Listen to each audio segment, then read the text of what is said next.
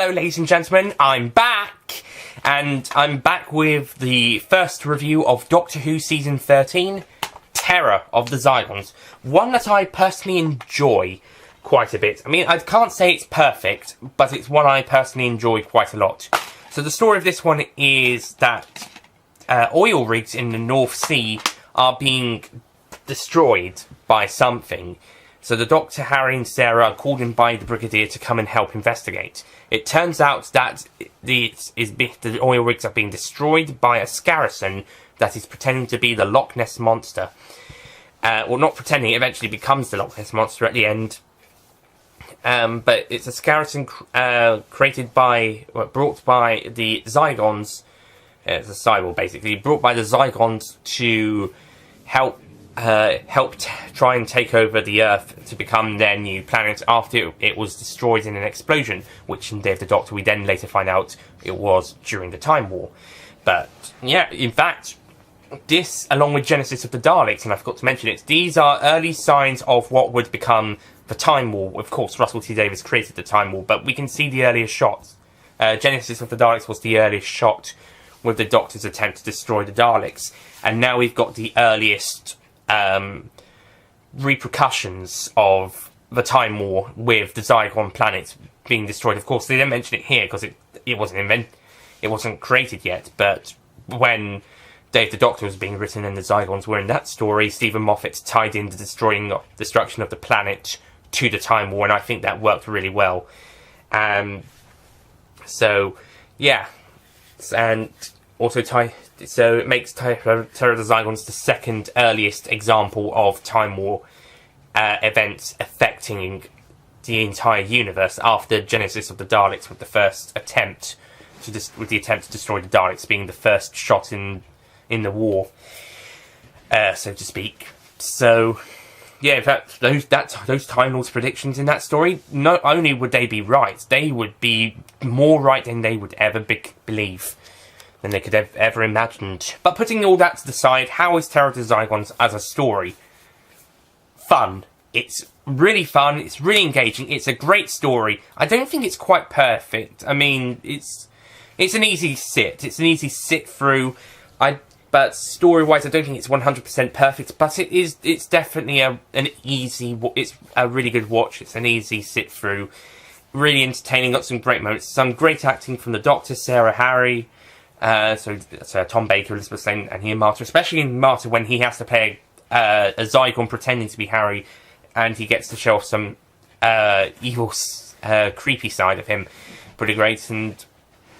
And Brigadier Lethbridge Stewart and Nicholas Courtney gives another great performance. This will be his final regular performance before becoming more of a guest character in later stories, but we won't see him as a guest character until 1983.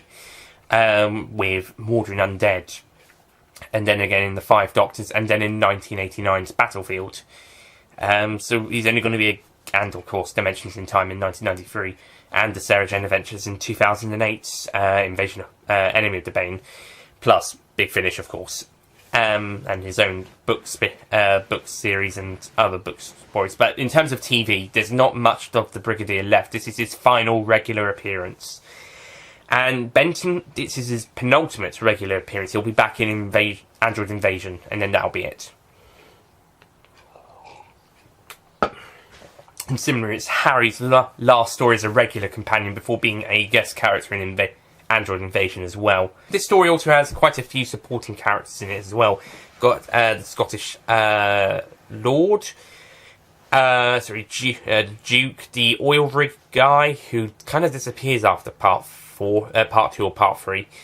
We got the nurse, we got the Duke's helper, and the landlord, who sadly does die. That's a shame. The Duke, his assistant, the Kirkman, and the nurse all have Zygons disguising themselves as them. Wonder why they chose those particular two. Those particular. I mean, the Duke, yeah, I can see why they chose him. The other two, not so much. Oh well. But yeah, their plan kind of makes sense in order to try and take over the Earth.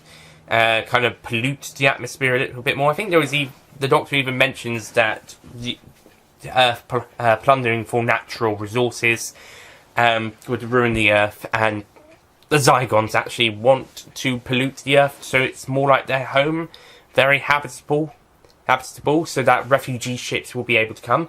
Yet more political stuff inside Doctor Who right here, right now. So, political correctness haters, come and have a ball at this. Oh wait, I forgot, you only have a go at new series political correctness. Oh, my mistake, I'm sorry. I'm not. Yeah, but that being said, it's also not in your face, like some other classic and New Who political stuff. So again, it's not new. It's nothing new. Anyway, but besides that, we've also got some great character moments between the characters, especially.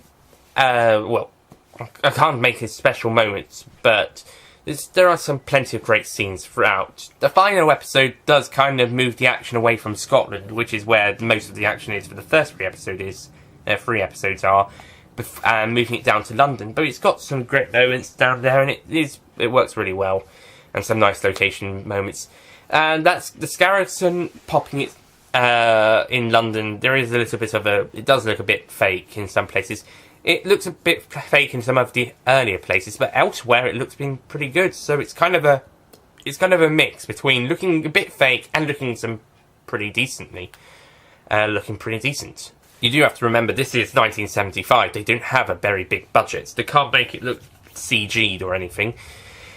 But it looks effective in quite a few scenes and not quite in others. But that could be down to a mix of the blue screen and model effects plus some sets not quite lining up with it. It's a bit like the problem with Robot last season, but it still looks pretty effective, if not completely 100% realistic.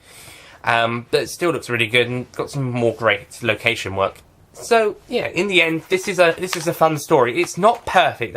I don't think it's 100% great, but it's on the way to it. It's fun, enjoyable, and it's solid. It's just that it's not amazing. It's fun, but yeah, I don't think that's my basic thoughts on this story. You're gonna have a good time with it.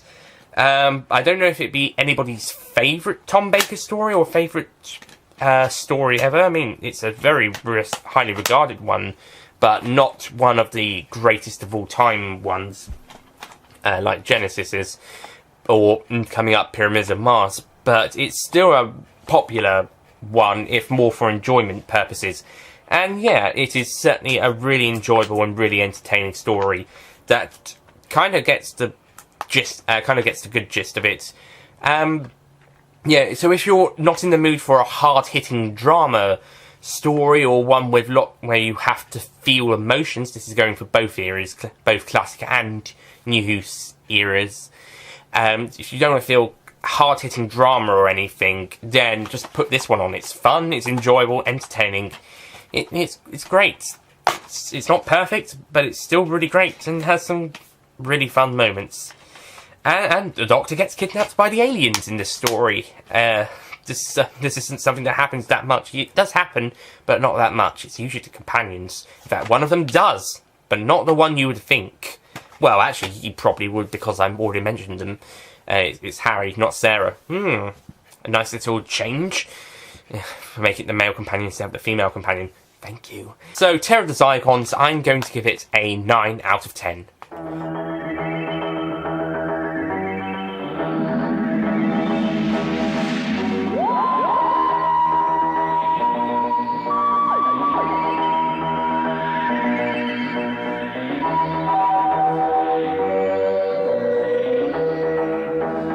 Not perfect, but incredibly fun, really enjoyable.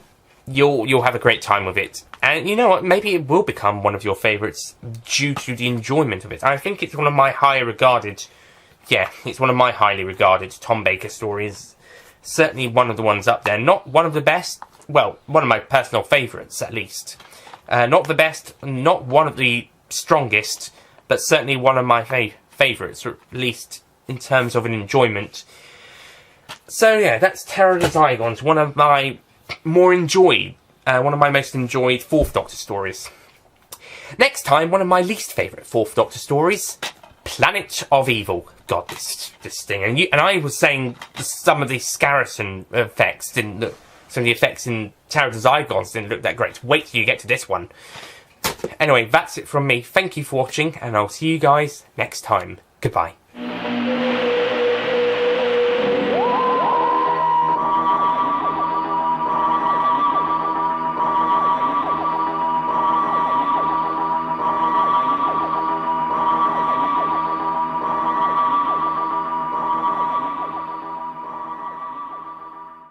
Don't forget to click below to subscribe to the official Nicholas Payne Retro YouTube channel.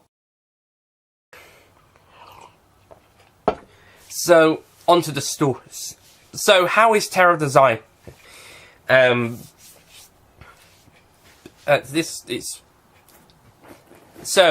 This story actually, I think, yeah, and the actors all do great jobs with their roles.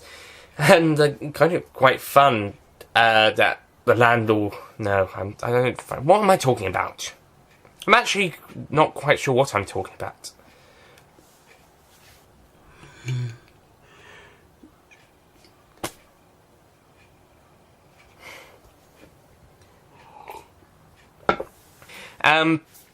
So anyway, it's